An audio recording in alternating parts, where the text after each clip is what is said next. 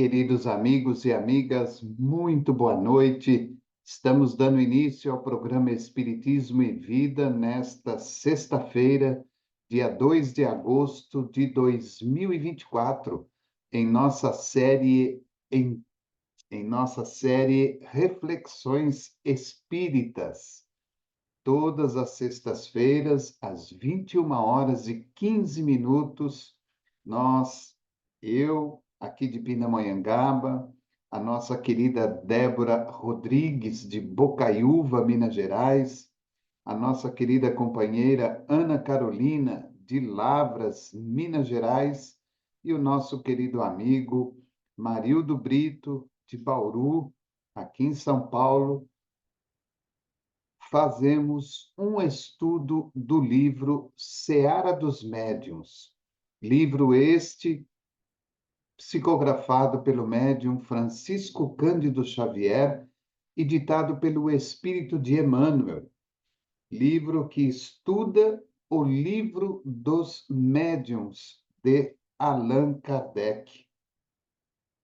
Importante lembrar que este livro foi idealizado pelo próprio Emmanuel em virtude das reuniões que ocorriam no ano de 1960, lá em Uberaba, quando companheiros ali mesmo da cidade se reuniam juntamente com o médium Chico Xavier para tratar de assuntos referentes ao Livro dos Médiuns, à mediunidade e também médiuns. E aí, então, surgiu a ideia de realizarem este livro, que começou a sua psicografia no ano de 1961. Hoje, nós vamos adentrar ao capítulo 4, que tem como título Ante a Mediunidade. Este capítulo 4 é referente à questão número 30 do Livro dos Médiuns e foi idealizado numa reunião pública que ocorreu em 15 de janeiro de 1960. Então, é o capítulo 4 do livro Seara dos Médiuns, Ante a Mediunidade. Então, nós vamos lendo aquilo que Emmanuel coloca no livro e automaticamente vamos fazendo os nossos comentários. No trato da mediunidade, não andemos à cata de louros terrestres, nem mesmo esperemos pelo entendimento imediato das criaturas. Age e serve, ajuda e socorre sem recompensa. Recordemos Jesus e os fenômenos do Espírito. Logo de início, o nosso querido Emmanuel nos coloca uma observação que é, sem sombra de dúvidas, uma das mais importantes no que diz respeito à questão da mediunidade. Não buscarmos e não andarmos atrás de cata de louros terrestres, nem mesmo esperarmos pelo entendimento imediato das criaturas. Com certeza, no início da codificação da doutrina, ao tempo do nosso querido Kardec, ele pôde contar, sem sombra de dúvida, com o amparo e a proteção do seu anjo de guarda, do seu mentor amigo, para que pudesse cumprir fielmente o seu trabalho de codificação da doutrina espírita. Contava ainda com o amparo e a supervisão do Espírito de verdade, que lhe informava todos os passos e todos os caminhos para esse trabalho maravilhoso que hoje conhecemos. Mas Kardec teve, sem sombra de dúvidas, um amparo ainda maior daqueles chamados médiums, aqueles que tinham a possibilidade de comunicar-se com os chamados mortos até aquele momento. Após inúmeras experiências, um grande e profundo estudo de tudo aquilo que estava acontecendo, observou-se que aquelas comunicações nada mais eram do que os espíritos de pessoas que já haviam desencarnado. Aqueles médiuns, homens e mulheres, alguns com certeza com uma maior idade e outros com uma pequena idade, colaboraram de uma maneira muito importante para o trabalho da codificação espírita. Quando observamos as obras da codificação, em especial o Livro dos Espíritos e o Livro dos Médiuns, sabemos perfeitamente quão foi importante a presença desses medianeiros para que os espíritos pudessem se comunicar. E mesmo assim, mesmo com a ajuda desses medianeiros e das comunicações trazidas por esses espíritos, Kardec ainda, com a ajuda do Espírito de Verdade, do seu mentor e do seu anjo de guarda, supervisionava todas as perguntas que ele mesmo havia endereçado a vários médiuns, e depois vinham as respostas, e ele então, supervisionando, tinha condição de observar qual realmente era a resposta mais correta, mais certeira, aquela que tinha uma veracidade profunda para a sua pergunta até então enviada.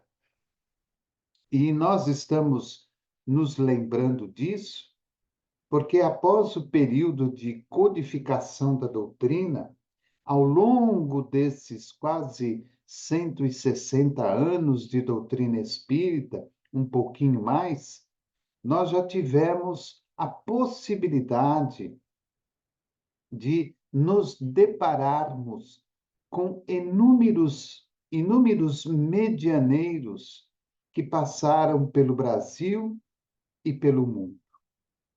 Espíritos altamente evoluídos, moralmente e até mediunicamente, que vieram nas mais diversas regiões do planeta, como também nos mais variados segmentos religiosos, trazer a sua cota de colaboração para a humanidade. Verdadeiros mensageiros de Jesus trabalharam única e exclusivamente para divulgar os seus exemplos, os seus ensinamentos, o seu evangelho. Outros, direcionados para outros segmentos religiosos, também ali se preocuparam em fiéis, serem fiéis ao segmento religioso da qual estavam vinculados.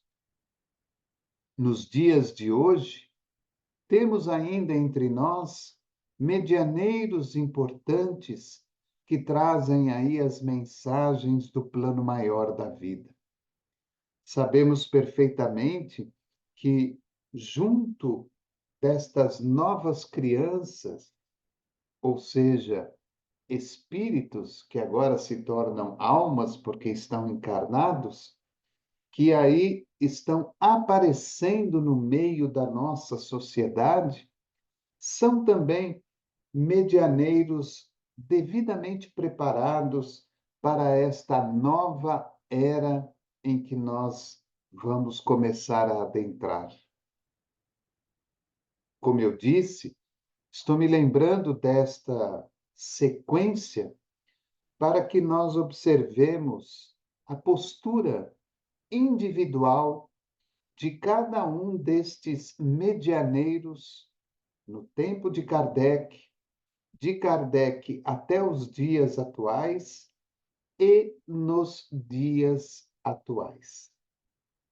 Medianeiros que, em momento algum, se preocuparam em receber louros da vida terrestre.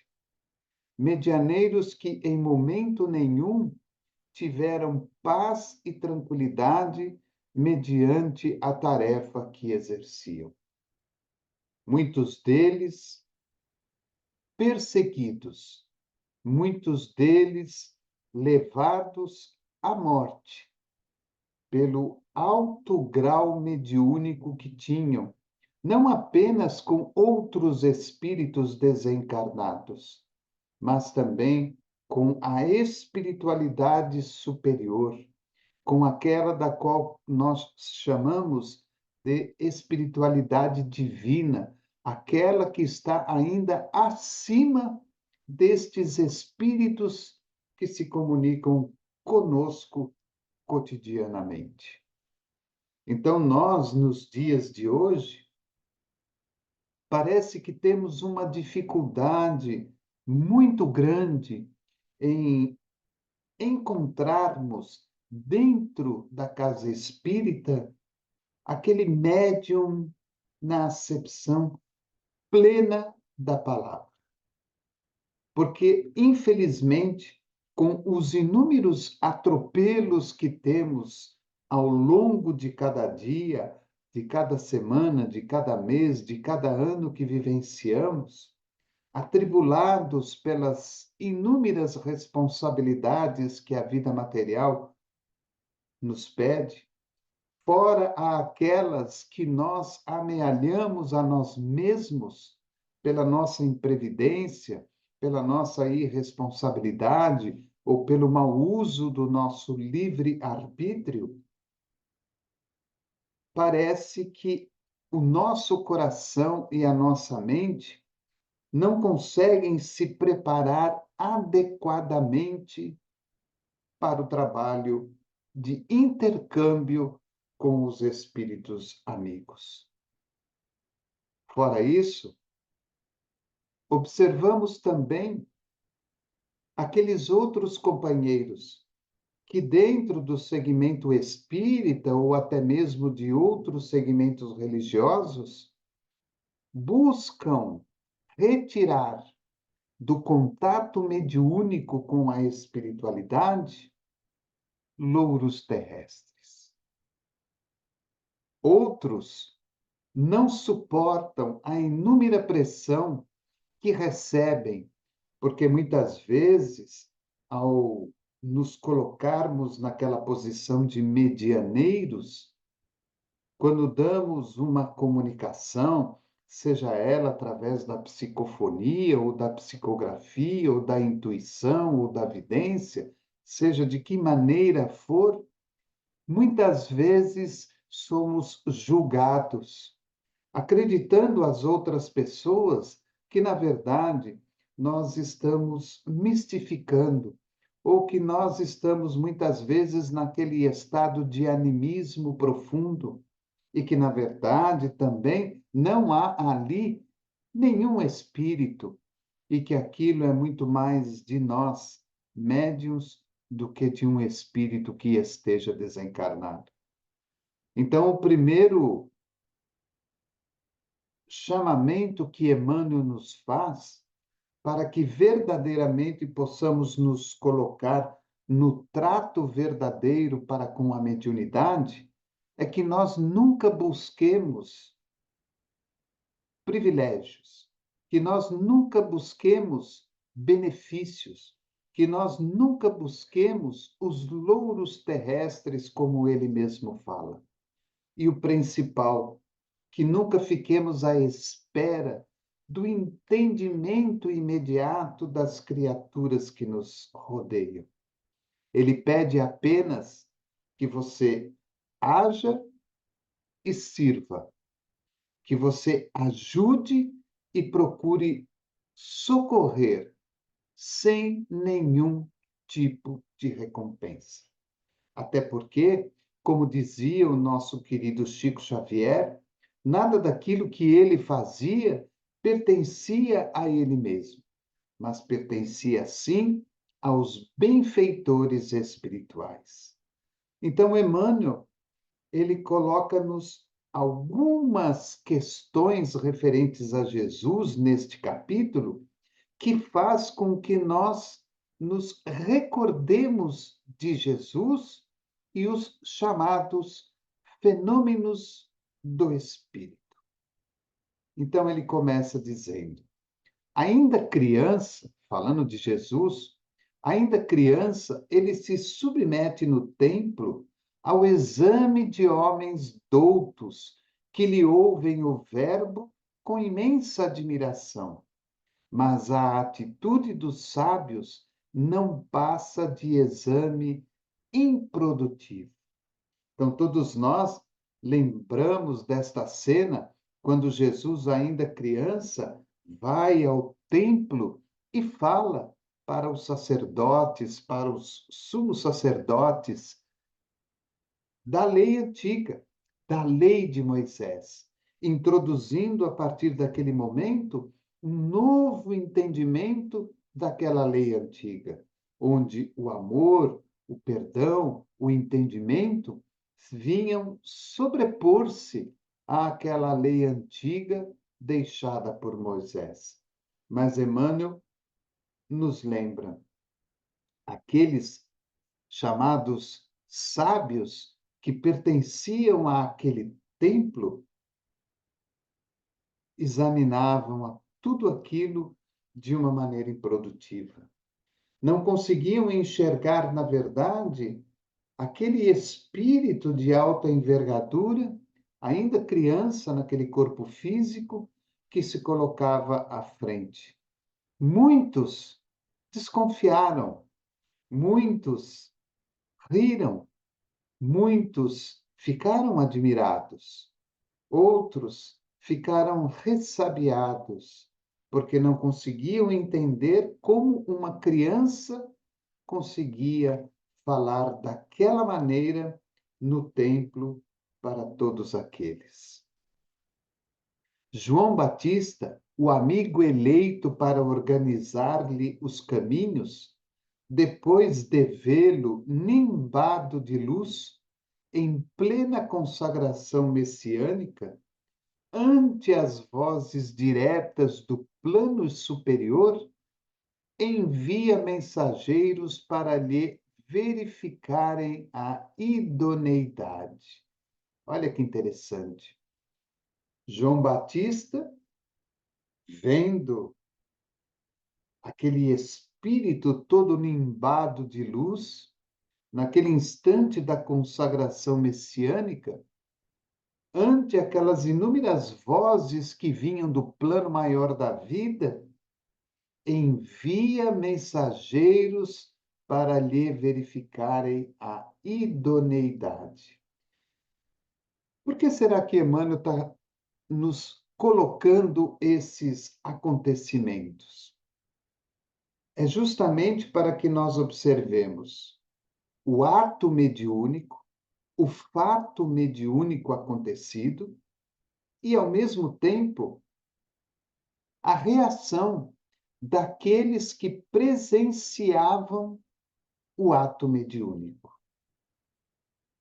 Os homens do templo viram o menino falar, mas não tinham nada de produtivo naquilo que falavam.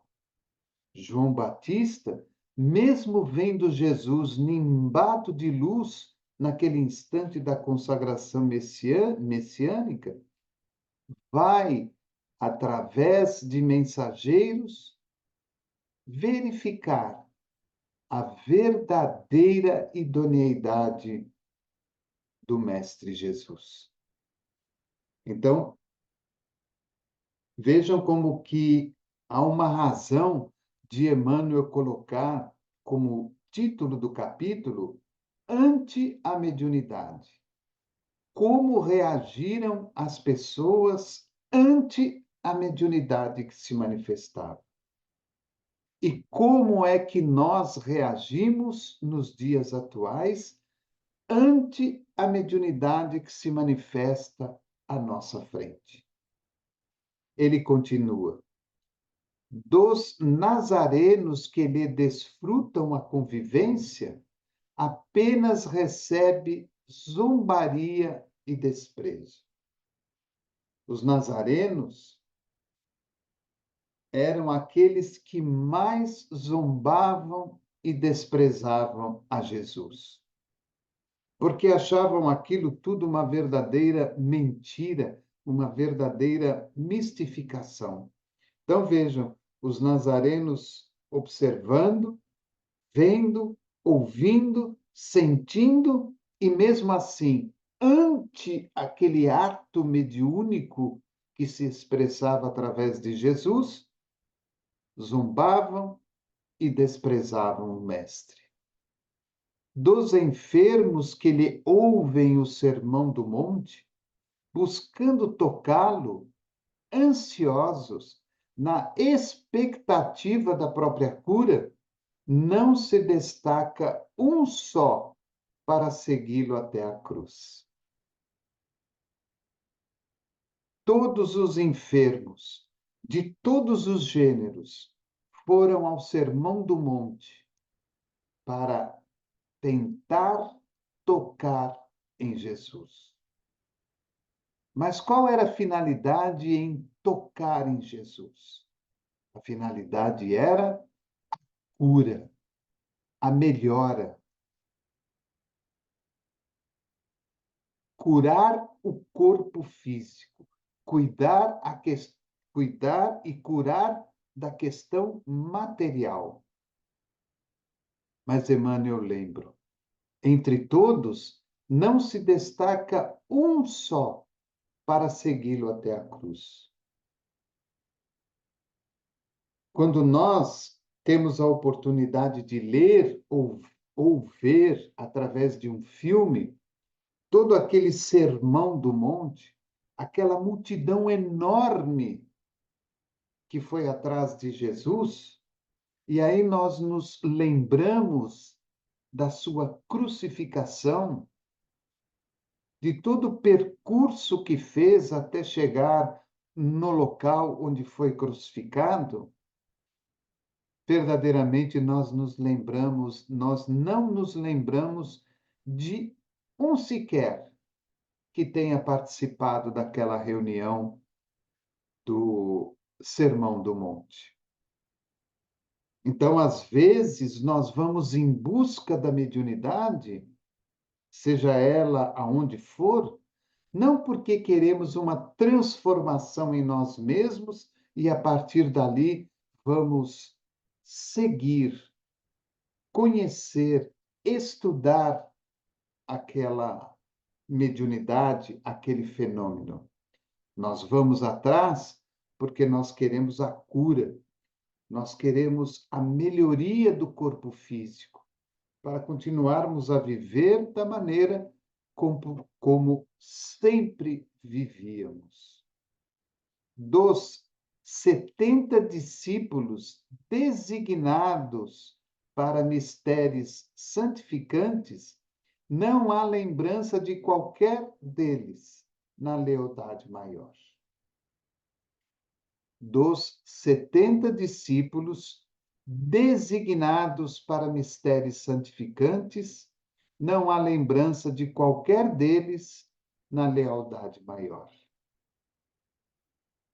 Outro fato importante da vida de Jesus: 70 discípulos designados para inúmeras tarefas, inúmeros mistérios santificantes, e não se tem uma lembrança sequer de qualquer um deles na questão da lealdade maior para com Jesus, para com tudo aquilo que ele transmitia através da sua capacidade moral e mediúnica.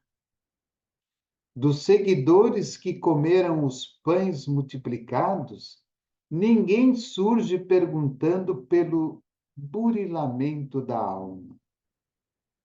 Aí volta a nós de novo.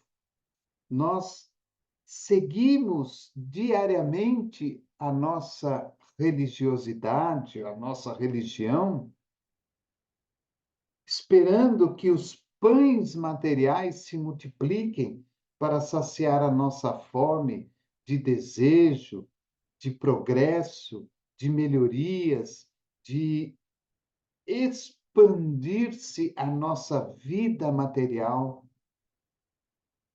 Mas ninguém, nem nós mesmos, buscamos uma pergunta no sentido de como fazer para burilar a alma, esta alma que agora está encarnada num corpo e que é um espírito eterno. Como burilar a alma, como melhorar a alma, como transformar a alma.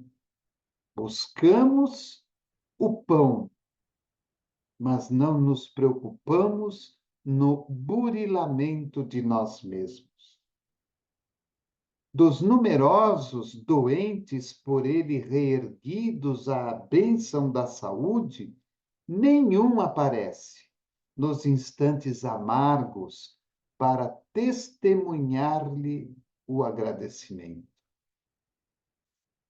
Para testemunhar-lhe agradecimento. E quando nós de novo lembramos naquele instante do caminho percorrido até o local onde foi crucificado, a sua crucificação, muitos daqueles que foram reerguidos à bênção da saúde, naquele instante mais difícil, não foram capazes de dar o seu testemunho, agradecendo pelo bem recebido. Até porque uma grande maioria, ao saber que Jesus iria ser crucificado, todos negavam conhecê-lo. Todos negavam ter tido com ele algum tipo de proximidade, porque todos temiam serem perseguidos e, quem sabe, perdessem a vida. Nicodemos, que podia assimilar-lhe os princípios, procura-lhe a palavra na sombra noturna, sem coragem de liberar-se dos preconceitos. Aquele instante em que Nicodemos, durante a noite, todo escondido em sua roupa, vai à procura de Jesus, tentar entender quem era aquele homem. O que eram aqueles chamados milagres que ele operava? A cura, a ajuda, a bênção, as orientações, os ensinamentos. E por mais que tenha tentado, por mais que tenha se esforçado, Nicodemos não conseguiu libertar-se dos seus próprios preconceitos, já que ele era um senhor do, do templo, para seguir Jesus, para seguir os seus ensinamentos. Então, vejam, mais uma vez, para que a gente possa lembrar, Emmanuel está colocando pequenos lembretes para nós de acontecimentos ao tempo de Jesus, onde nós temos um espírito de alta envergadura moral e mediúnica, espiritual, e, ao mesmo tempo, temos os chamados milagres, que nada mais foram do que atos mediúnicos, onde Jesus, com a sua capacidade fluídica e magnética, com o autoconhecimento mediúnico, operava sobre aqueles que mereciam e sobre aqueles que se determinavam a receber, através da fé, as manipulações magnéticas, fluídicas, para que a cura se operasse, para que a melhora acontecesse, para que os espíritos que obsedavam determinadas pessoas fossem afastados. Por isso que Emmanuel, como eu já disse anteriormente, e estamos lembrando novamente, ele coloca esse capítulo no título, ele coloca neste capítulo o título Ante a Mediunidade. Para que, ao olharmos aquilo que está sendo mostrado no tempo de Jesus, façamos um comparativo conosco mesmo. Nicodemos, que podia assimilar-lhe os princípios, procura-lhe a palavra na sombra noturna, sem coragem de liberar-se dos preconceitos. Será que nós somos capazes de nos libertar, de nos liberar de inúmeros preconceitos que ainda existem no mundo atual, para verdadeiramente seguirmos os ensinamentos de Jesus? E nós não estamos falando aqui de fanatismo, nós estamos falando de conscientização. Conhecer Jesus, entender Jesus e viver Jesus na essência da vida. Ou será que ainda os preconceitos, os objetivos, o orgulho, a vaidade, o egoísmo ainda são mais fortes? Então, é uma comparação que Emmanuel fala. Ele não está apenas fazendo com que nós nos recordemos da mediunidade ao tempo de Jesus, mas ele está colocando para nós esse tipo de situação ao tempo de Jesus, para que peguemos esta situação e venhamos trazê-la para a atualidade do nosso momento, para observar se temos ou não algum tipo de identidade com aquela situação vivida por Jesus ou no tempo de Jesus. Ele continua: dos admiradores que o saúdam em regozijo, na estrada triunfal em Jerusalém, não emerge uma voz para defendê-lo das falsas acusações perante a justiça. Quando Jesus verdadeiramente decide ir ao grande centro do Império Romano, que era Jerusalém, muitos saudaram Jesus na chegada. Muitos. Mas nenhuma voz foi capaz de defendê-lo das acusações impostas pela justiça.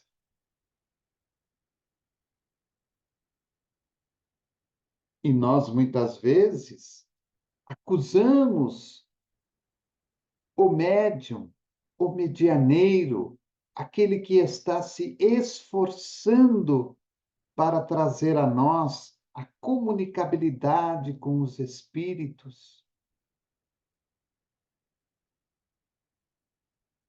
E aí vemos tantos que bajularam a Jesus quando da sua chegada em Jerusalém, mas não foram capazes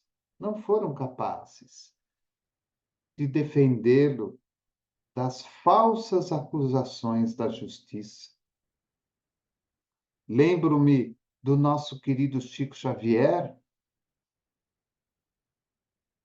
Quantas acusações contra o Chico, dos livros, do dinheiro dos livros, dos benefícios que eram ofertados a ele e que ele automaticamente repassava a inúmeras instituições. Poucos, ou quase nenhum, eram aqueles que vinham em sua defesa. E Chico mantinha-se íntegro na sua atividade, como o fez o próprio Jesus. Ele continua: Judas, que lhe conhece a intimidade, não hesita em comprometer-lhe a obra diante dos interesses inferiores. Judas vivia com Jesus, na intimidade das suas reuniões, dos seus ensinamentos, dos seus trabalhos de assistência à população mais carente.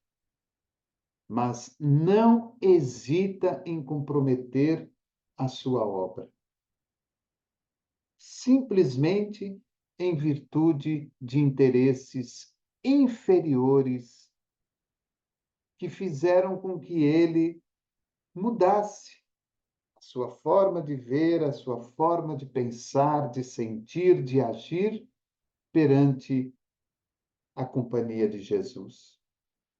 E muitas vezes nós perdemos a intimidade com os benfeitores espirituais no trabalho mediúnico da qual somos chamados a realizar, simplesmente por questões mesquinhas da vida, porque não gostamos disso ou não gostamos disso, daquilo, porque não gostamos desse ou porque não gostamos daquele, porque não aceitamos isto ou não aceitamos aquilo, porque nos permitimos entrar em rodas de conversas infrutíferas que não nos levam a nada,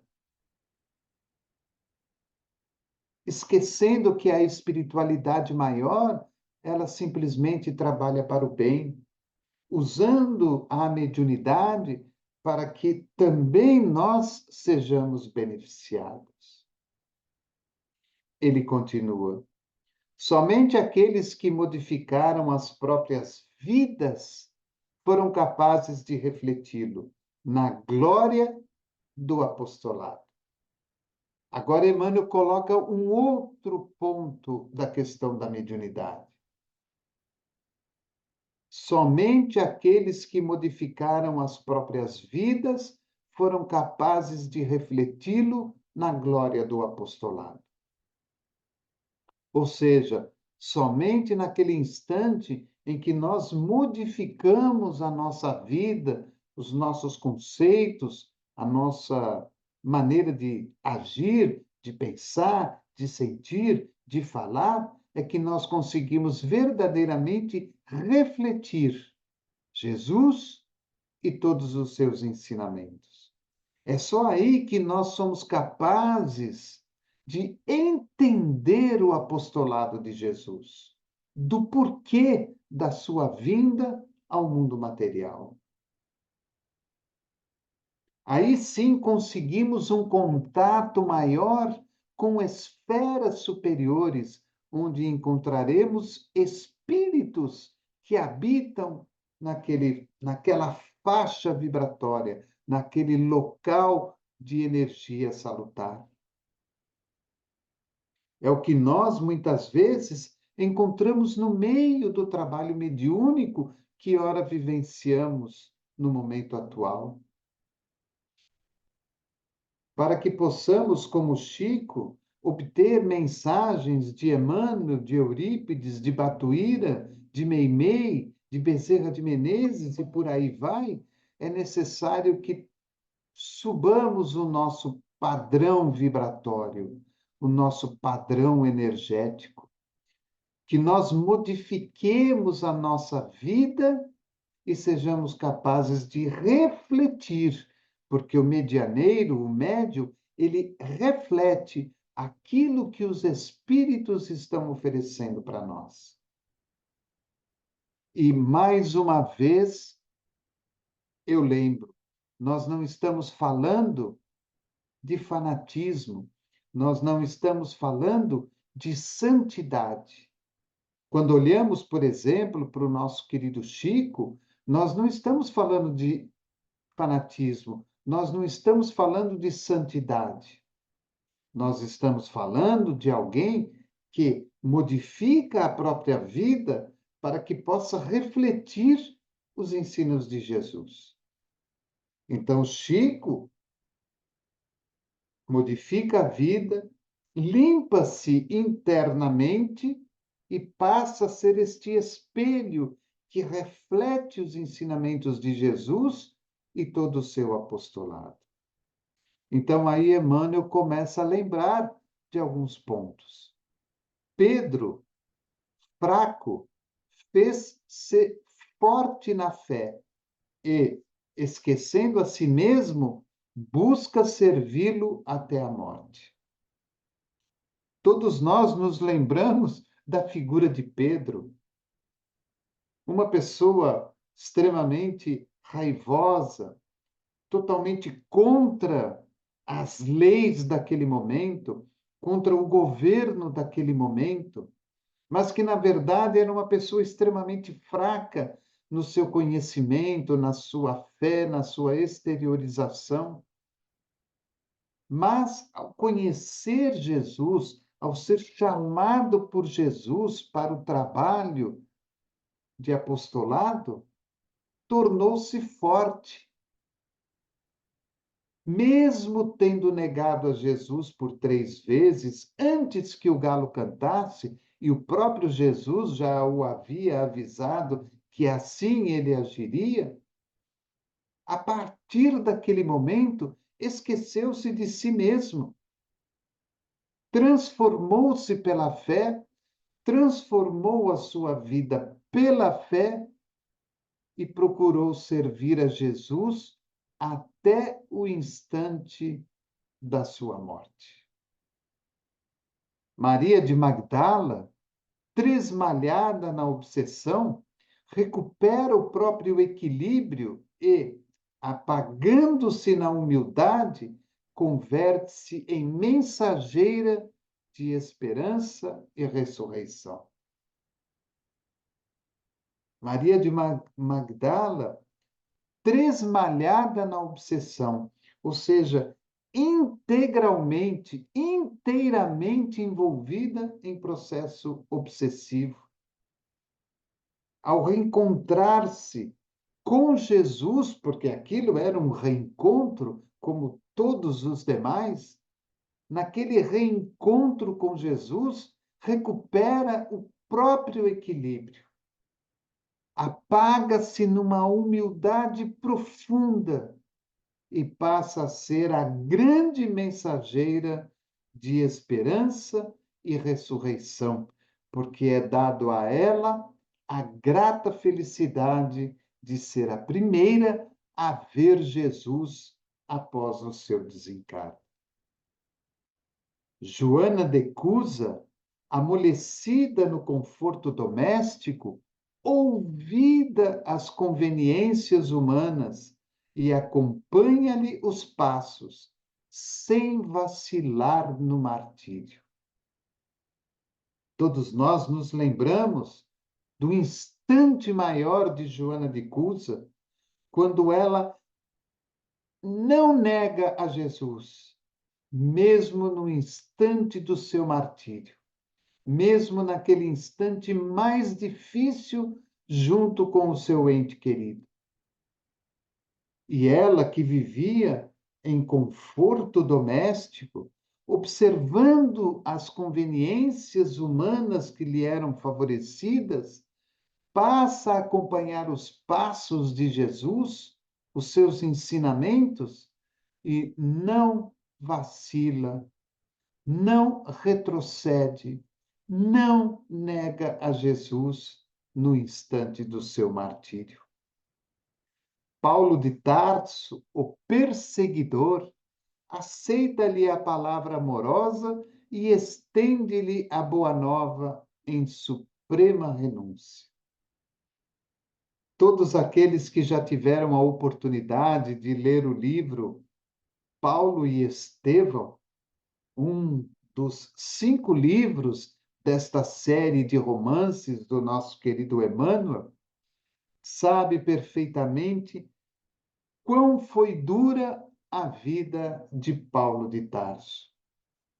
Mesmo sendo um grande doutor da lei, portador de enorme prestígio aonde quer que estivesse, naquele instante do deserto, quando cai do cavalo e ali no chão vê a presença de Jesus, que lhe pergunta: Paulo, por que me persegues? E a partir dali a sua vida é inteiramente transformada. Recluso por quase 3 anos ao deserto, para que pudesse estudar, para que pudesse aprender tudo aquilo que havia sido registrado pelos apóstolos evangélicos sobre Jesus, retorna à vida comum, desprezado por tudo e por todos. Mas percorreu inúmeras localidades, levando a boa nova de Jesus, fundando novas igrejas e escrevendo as suas belíssimas cartas para todos aqueles a quem ele havia levado a mensagem de Jesus e aberto uma nova igreja. A tarefa de Paulo, com certeza, é digna de um grande divulgador do cristianismo, da Boa Nova ao tempo de Jesus. E Emmanuel termina nos dizendo: não detenhas, assim, qualquer ilusão à frente dos fenômenos medianímicos. Não nos vangloriemos com a mediunidade, não acreditemos em benefícios, privilégios, ajudas extras na nossa caminhada. O fenômeno mediúnico é para nós uma ferramenta a mais de trabalho.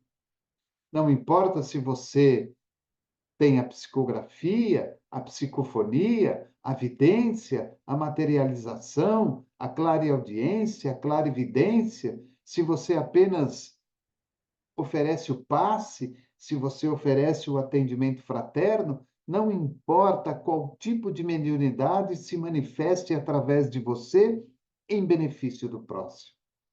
Mediunidade é para todos nós reeducação, reensinamento de tudo aquilo que, ora, deixamos em oportunidades passadas. É a maneira pela qual a espiritualidade nos oferece um benefício a mais, porque talvez tenhamos algum mérito para isso, mas é também esta ferramenta uma oportunidade de exercer de uma maneira mais completa o trabalho, o bem e a caridade em benefício do outro. E ele termina: encontrarás sempre e por toda parte muitas pessoas beneficiadas e crentes, como testemunhas convencidas e deslumbradas diante deles. Mas apenas aquelas que transfiguram a si mesmas, aperfeiçoando-se em bases de sacrifício pela felicidade dos outros, conseguem aproveitá-los no serviço constante em louvor do bem. Então, mediante ou ante a mediunidade, os atos mediúnicos, nós vamos encontrar sempre e por toda parte muitas pessoas beneficiadas e crentes, como testemunhas convencidas e deslumbradas diante deles, dos fatos mediúnicos, dos médiuns, dos medianeiros. Mas apenas aquelas que transfiguram a si mesmas, aperfeiçoando-se em bases de sacrifício pela felicidade dos outros, conseguem aproveitá-los no serviço constante em louvor do bem. Então, podemos estar convencidos, podemos estar deslumbrados, podemos estar até agradecidos, mas é necessário que haja uma transfiguração em nós mesmos, para que entendamos o aperfeiçoamento que deve ser feito perante o medianeiro, perante o médio, ante a mediunidade, para que entendamos também o que é o sacrifício pela felicidade dos outros, para que desta forma o louvor do bem se faça presente em toda a nossa vida e na vida de todos aqueles que, direta ou indiretamente, são beneficiados com esse trabalho. Para enriquecer um pouco mais o nosso encontro, eu fui em busca de uma mensagem do nosso querido Emmanuel também, Psicografia do Chico, que está no livro Caminho, Verdade e Vida, capítulo 10. Capítulo 10 do livro Caminho, Verdade e Vida. Uma mensagem de Emmanuel, psicografada pelo Chico, e que o título dela é Mediunidade. E Emmanuel coloca uma passagem de Jesus que está em Atos, no capítulo 2, versículo 17. Atos, capítulo 2, versículo 17, que diz assim: E nos últimos dias acontecerá, diz o Senhor, que do meu espírito derramarei sobre toda a carne. Os vossos filhos e as vossas filhas profetizarão. Vossos mancebos terão visões e os vossos velhos sonharão sonhos. Essa passagem é muito bonita e ela é muito atual do que nós estamos vivendo. As crianças novas que estão aí, esses espíritos que estão chegando, profetizando, porque a mediunidade extremamente aflorada em cada uma delas. Sabem muito mais do que possamos imaginar. Os mancebos tendo visões em toda parte e em todo canto. E os velhos sonhando, sonhando sonhos, sonhos de coisas futuras, de coisas do presente, de coisas do passado, de tudo aquilo que faz parte da vida. E nos últimos dias acontecerá, diz o Senhor, que do meu espírito derramarei sobre toda a carne. Os vossos filhos e as vossas filhas profetizarão. Vossos mancebos terão visões e os vossos velhos sonharão sonhos. Está em Atos, capítulo 2, versículo 17. E Emmanuel diz: No dia de Pentecostes, Jerusalém estava repleta de forasteiros, filhos da Mesopotâmia, da Frígia, da Líbia, do Egito, cretenses, árabes, pardos e romanos se aglomeravam na praça extensa, quando os discípulos humildes do Nazareno anunciaram a boa nova, atendendo a cada grupo da multidão em seu idioma particular. Uma onda de surpresa e de alegria invadiu o espírito geral. Não faltaram os sépticos no divino concerto, atribuindo à loucura e à embriaguez a revelação observada. Simão Pedro destaca-se e esclarece que se trata da luz prometida pelos céus, a escuridão da carne. Desde esse dia, as claridades do Pentecostes jorraram sobre o mundo incessantemente. Até aí, os discípulos eram frágeis e indecisos, mas dessa hora em diante, quebram as influências do meio, curam os doentes, levantam o espírito dos infortunados, falam aos reis da terra em nome do Senhor. O poder de Jesus se lhes comunicara às energias reduzidas. Estabelecera-se a era da mediunidade, alicerce de todas as realizações do cristianismo através do século. Através dos séculos. Contra o seu influxo, trabalham até hoje os prejuízos morais que avassalam os caminhos do homem. Mas é sobre a mediunidade, gloriosa luz dos céus oferecida às criaturas, no Pentecostes, que se edificam as construções espirituais de todas as comunidades sinceras da doutrina do Cristo. E é ainda ela que, dilatada dos apóstolos ao círculo de todos os homens, ressurge no espiritismo cristão como a alma imortal do cristianismo redivivo. Olha que mensagem bonita, né? Naquele dia do Pentecostes, todos estavam ali, em Jerusalém. Filhos da Mesopotâmia, da Frígia, da Líbia, do Egito, cretenses, árabes, pardos e romanos, todos aglomerados.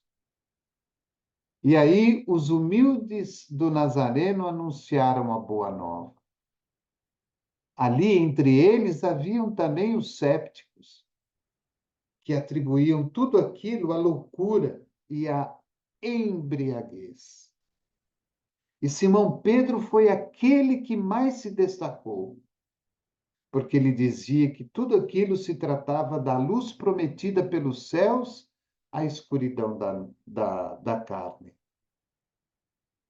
Naquele dia, desde aquele dia, aliás, as claridades do Pentecostes passaram a jorrar sobre o mundo incessantemente. Estabelecera-se a era da mediunidade, alicerce de todas as realizações do cristianismo através dos séculos.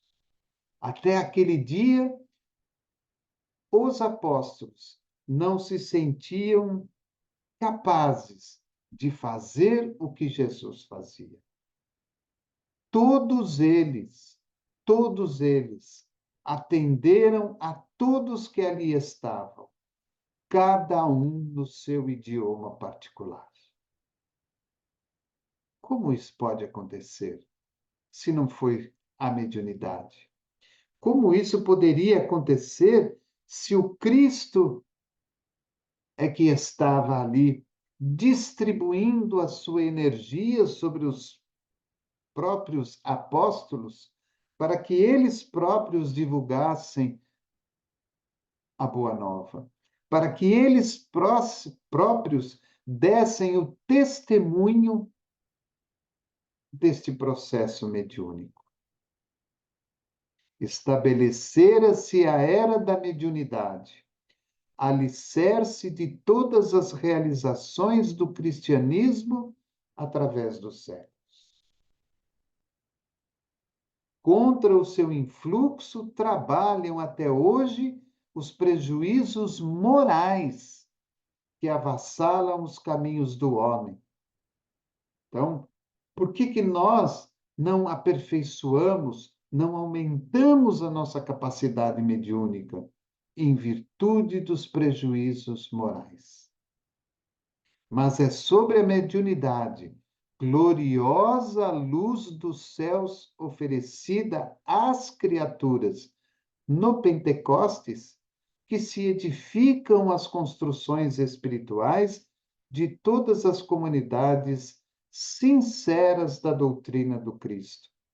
E é ainda ela que, dilatada dos apóstolos ao círculo de todos os homens, ressurge no espiritismo cristão como a alma imortal do cristianismo redivivo.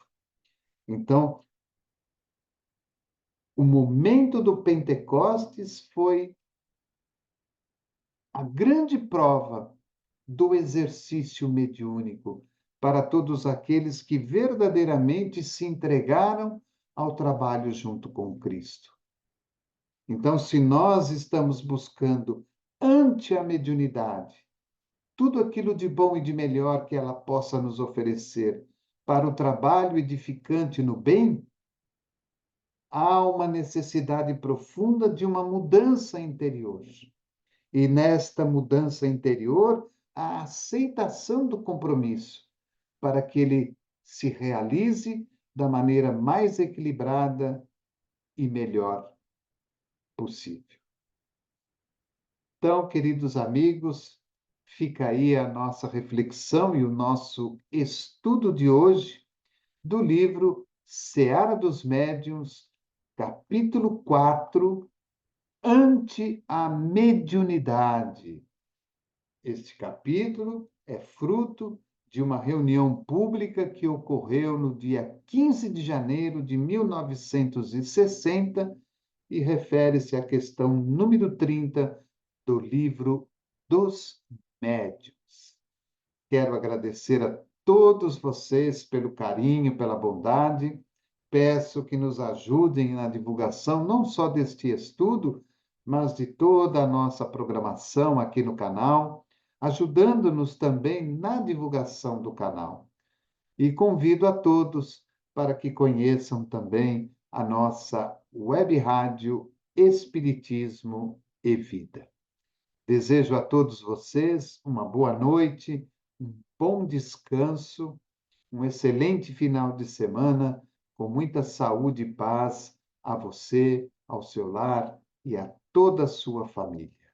Sexta-feira que vem é a vez da nossa querida Débora Rodrigues, lá de Bocaiúva, Minas Gerais, que vai aí dar sequência no estudo deste livro Seara dos Médiuns. Uma boa noite mais uma vez e que o Divino Mestre Jesus abençoe a todos. Programa Espiritismo e Vida. Simples, objetivo, constante. Forte abraço e até o próximo encontro.